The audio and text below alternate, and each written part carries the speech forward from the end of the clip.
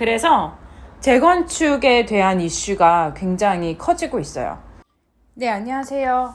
오늘은 6월 6일 화요일 날 기사를 리뷰하도록 하겠습니다. 이번 주제는 바로 재건축 관련된 단어 설명이거든요. 재건축 부담금과 재건축 분담금의 차이. 발음이 좀 어렵죠? 제가 한번 다시 써보도록 하겠습니다. 이 기사는 사실 6월 6일에만 나왔던 기사는 아니고 사실 지속적으로 나오는 단어인데 여러분들이 많이 헷갈릴 수 있는 거라 한번 짚고 넘어가면 어떨까 싶어서 기사를 가져오게 되었어요. 전체적인 이슈는 재건축을 하는 데 있어서 나중에 이제 재건축과 재개발 차이나 이런 것도 한번 기사가 나오면 정리를 해보도록 할게요. 재건축이라는 것은 새로 집을 짓는다는 의미이잖아요. 아파트를 새로 짓는다? 간단하게 얘기하면. 그럴 때 재건축을 하게 되면 금액이 들어갑니다. 당연한 얘기죠. 우리가 건축을 하게 되면 금액이 그만큼 들어가게 되잖아요. 그것을 어떤 식으로 금액을 분담하느냐. 소유주도 그리고 건축사도 그리고 새로 나오는 집에 대한 분양의 금액을 합쳐서 건축을 하는 비용으로 사용을 하게 되는 거죠. 그래서 분담금이 나오게 되고요. 그리고 지금 기사에서처럼 재건축 부담금이 있어요. 부담금. 이제 부담금이라고 하면 길게 얘기했을 때는 환수제라는 정부가 재건축을 하는 동안 오른 집값의 최대 50%까지 재건축 부담금으로 걷어가는 제도로 미실현 이익에 대한 세금인 셈이거든요. 그러니까 부담금이라는 것은 한마디로 얘기하면 세금이라는 거죠. 정부가 걷어가는.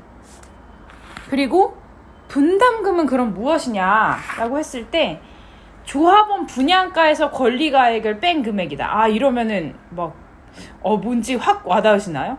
이거 저는 되게 어려운 단어라고 생각을 하거든요. 한마디로 얘기해서 분담금은 건설 비용이라고 생각하면 돼요. 건설 비용인데 이 재건축하는 곳이 사업성이 좋을수록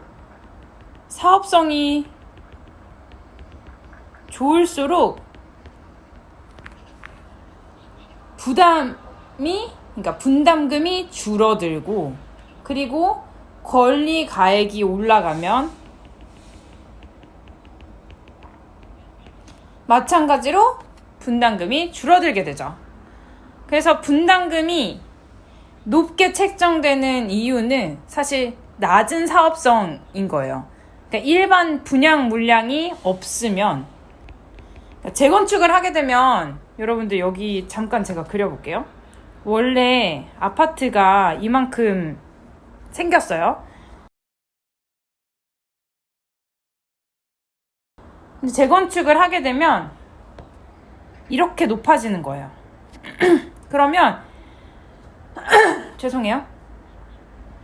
이만큼이 새로 생기게 됩니다. 일반 분양 물량이 되는 거죠. 그러면 여기에서 분양가가 책정이 되겠죠? 이것과 분담금을 합쳐서 간단하게 얘기해서 건설 비용으로 쓰게 됩니다. 건축 비용이죠. 그럴 때 만약에 일반 분양 물량이 적다면 당연히 분담금이 올라가게 되겠죠. 이 건설 비용은 고정되어 있기 때문입니다. 그러면 여러분들 지금 이슈는 뭐냐면 재건축을 하게 되면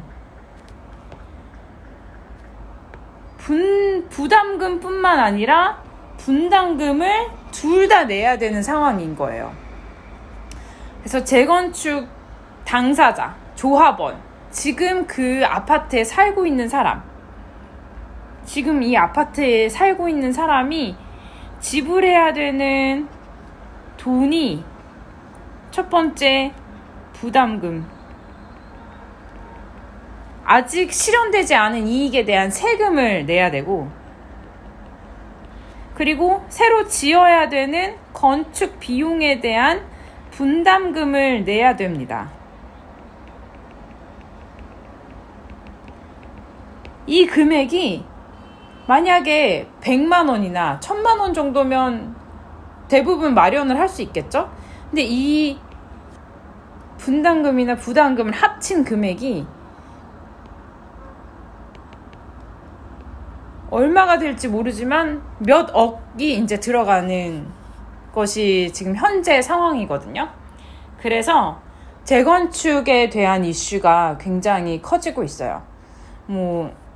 저번 주에 본 기사에서는 재건축 물량이 줄어들었다 이런 걸 잠깐 본 것 같은데, 다른 그 내용도 이것과 연결해서 여러분들이 생각해 주시면 좋을 것 같아요. 그래서 재건축을 하는 데 있어서 금액이 들어가는 것, 부담금과 분담금의 차이를 오늘 알고 가시면 될 것 같습니다. 그럼 오늘 기사 리뷰는 이것으로 마치도록 하겠습니다. 감사합니다.